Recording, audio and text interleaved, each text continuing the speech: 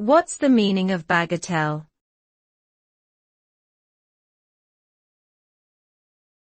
Bagatelle.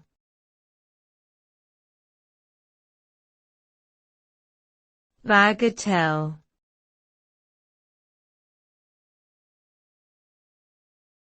Bagatelle.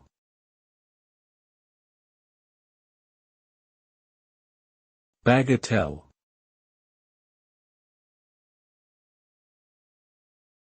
Bagatelle is a French term that can be translated to mean something of little importance or value. It can refer to a trivial or inconsequential matter, a minor detail, or a small trifle. In the world of music, a bagatelle is a short, light piece of instrumental music. Similarly, in the world of literature, a bagatelle is a work of little literary value.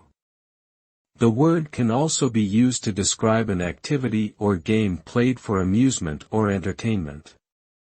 Overall, bagatelle refers to something that is insignificant, frivolous, or trivial and lacks serious importance or significance.